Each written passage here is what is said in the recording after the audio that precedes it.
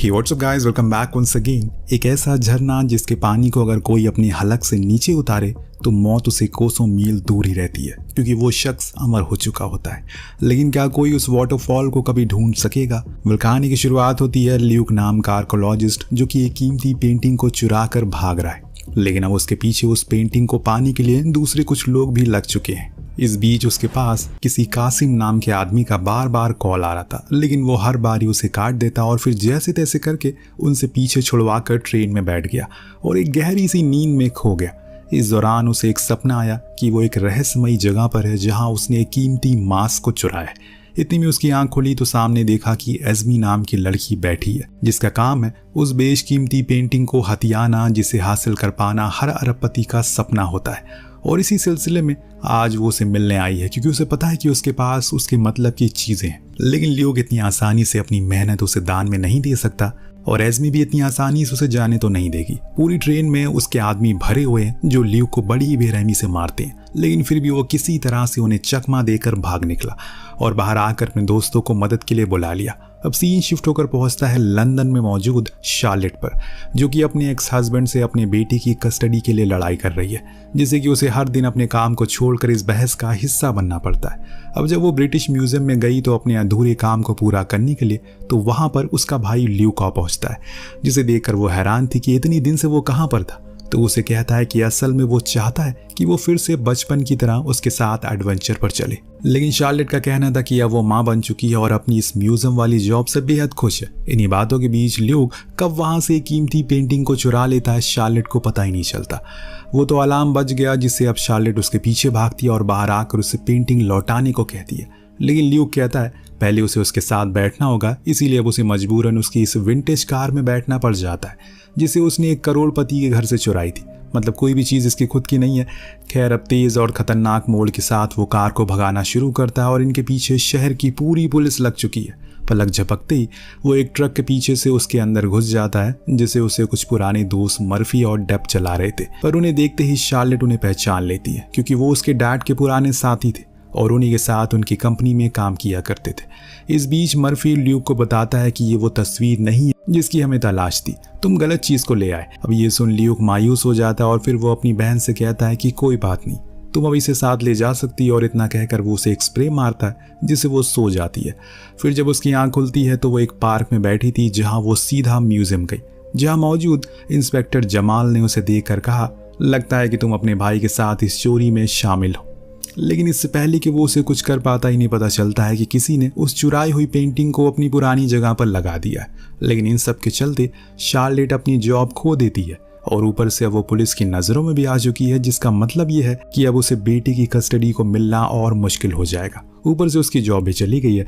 अब वो भागते हुए ल्यूक के खुफिया अड्डे पर पहुंची, जहां पर दुनिया के हर कोने से चुराई हुई अरबों की चीजें रखी हुई है। लेकिन आज उसे किसी और चीज की तलाश है, जिसका जिक्र सिर्फ आज नहीं बल्कि इंसानी वजूद से पहले से होते हुए आ रहा है, और इसे कहा जाता है फाउंटेन ऑफ यूथ, यानी कि जवानी का झरना, जिसे पीने पर इंसान सिर्फ अमर नहीं होता बल्कि इतना अमीर हो जाता है कि वो दुनिया को 4000 बार खाना खिला पाएगा।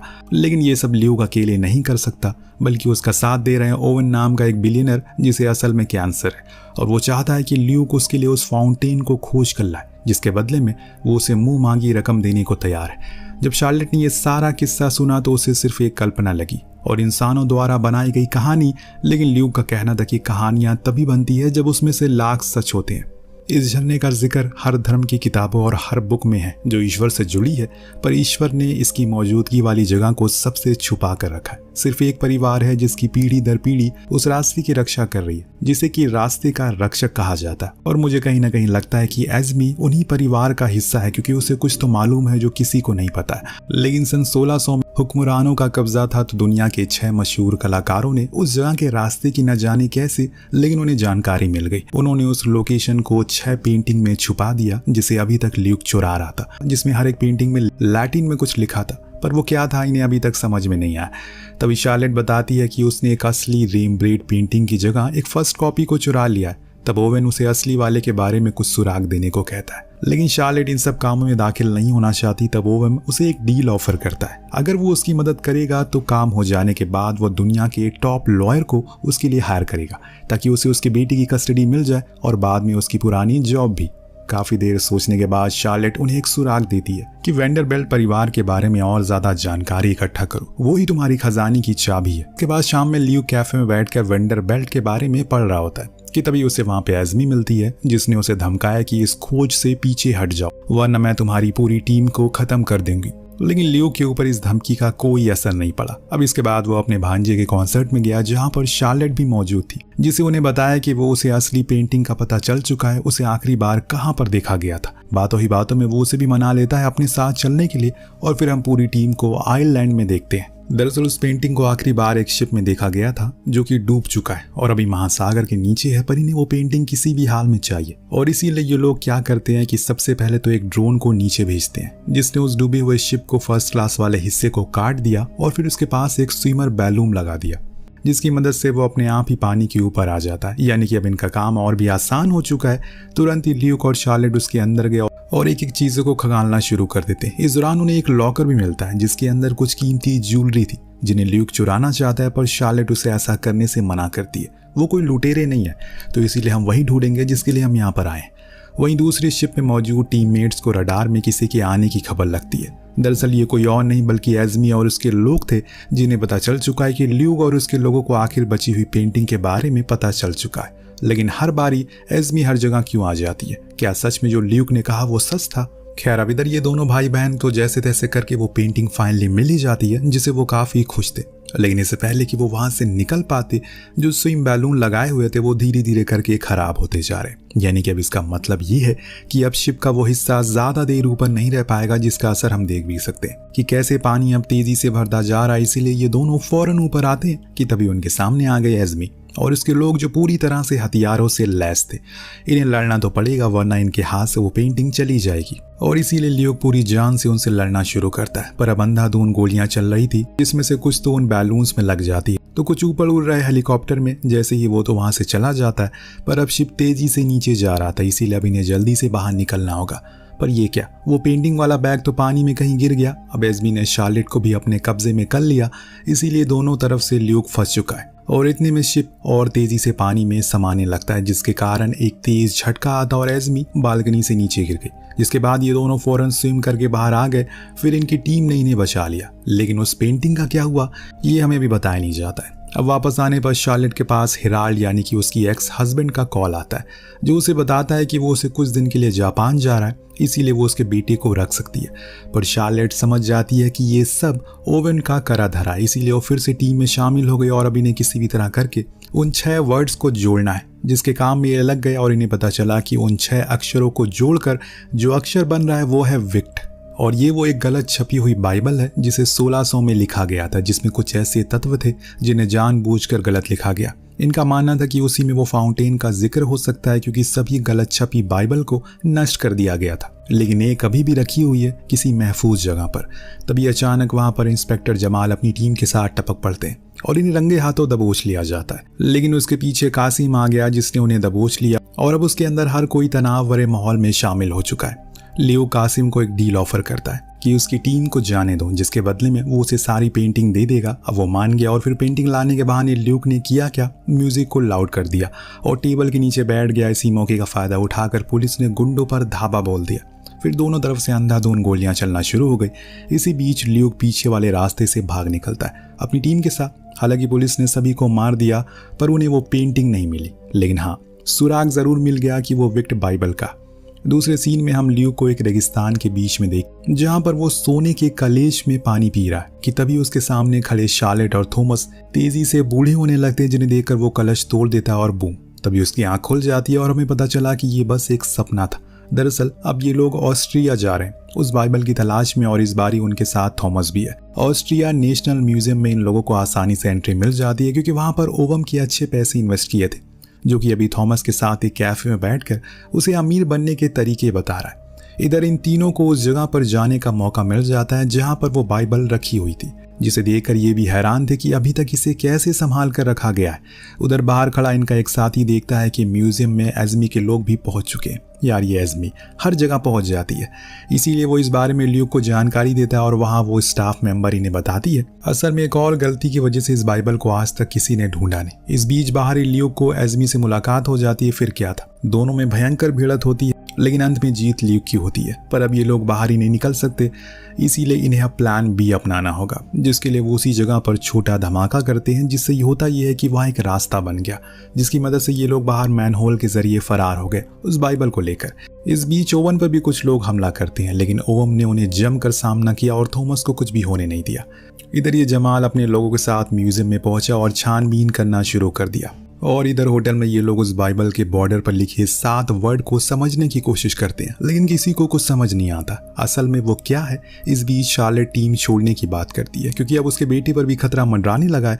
इस दौरान थॉमस उन्हें बताता है कि ये 7 वर्ड असल में 7 संगीत के सुर हैं, जो कि एक पुराने गाने से मैच होते हैं, जिसमें 7 अजूबों का जिक्र किया गया है। ये लोग 7 अजूबों को मैप पर देखते हैं, फिर उस पेंटिंग से मिले रास्ते को उसे मैच करते हैं। सब कुछ सही था सिवाय गीजा के पिरामिड के, यानी कि जिस चीज की इन्हें तलाश है वो वहीं पर है। इसीलिए पूरी टीम मिस्र के लिए निकल पड़ती है। वहीं दूसरी ओर एज़मी को प्रोटेक्टर का लीडर एक खास किस्म की चाबी देता है, जिसे वो उस झरने को रोक सकती है। और इधर ये शार्लेट ने जब ओवेम की सिक्योरिटी के हाथों में इतने सारे बैग को देखा तो हैरान रह गई कि ये किस लिए है, लेकिन ओवेम उन्हें कुछ नहीं बताता। गाइड ने इन्हें अंदर तक ले गए, पर उस सीक्रेट चेंबर को खोलने की अथॉरिटी उसके पास भी नहीं थी। इसीलिए अब ओवेम के लोग उस बैग को खोलते हैं और उसमें से बाहर आती है डिगिंग मशीन, जिसे देखकर वो गाइड उन्हें ऐसा करने से मना करता है। यहाँ तक कि शार्लेट भी मना करती है, लेकिन अब ओवेम का बर्ताव अजीब होता जा रहा है। उधर जमाल पुलिस फोर्स को लेकर आ रहा है तो सिक्योरिटी वाले उस पर गोलियां बरसाना शुरू करते हैं। उधर से जवाबी कार्रवाई होती है। इस बीच हम एज़मी को भी देखते हैं, जो दूर खड़ी ये सब देख रही थी। टीम डिग करके नीचे पहुंची, जहां उनके सामने एक खास किस्म का स्ट्रक्चर था जिसे हिला पाना असंभव था। इसीलिए ये लोग उसे तोड़ने की कोशिश करने लगते हैं, लेकिन ल्यूक और शार्लेट ने उन्हें ऐसा करने से मना किया। तभी थॉमस वहां पर पुराने कुछ अजीब तरह के इंस्ट्रूमेंट को प्ले करने लग गया, जिससे एक ध्वनि निकली और फिर अपने आप ही वो स्ट्रक्चर खुल गया। इसमें ये लोग नीचे गए तो वहां तहखाना मौजूद था, जिसकी दीवारों पर कुछ प्राचीन किस्म की आकृतियां बनी थी।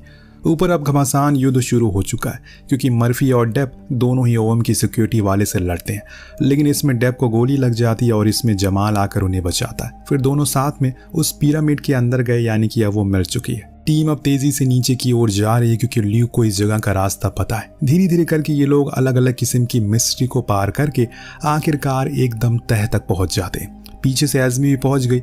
बीच में इन्हें पानी की जगह मिल जाती है, जहां पर थोड़ा सा पानी इकट्ठा था। तब ओवेम ल्यूक से कहता है कि पहले वो पानी पिएगा, जो सुन शार्लेट समझ गई कि वो बीमार नहीं था, बल्कि बस उसे बेचकर खुद अमीर बनना चाहता है। इसीलिए वहाँ की दीवारों पर लिखी प्राचीन शब्दों को वर्णन करने लगती है, जैसे कि अगर कोई इसके काबिल नहीं है तो वो इसे नहीं पी पाएगा, वरना अमर की जगह वो श्रापित हो जाएगा।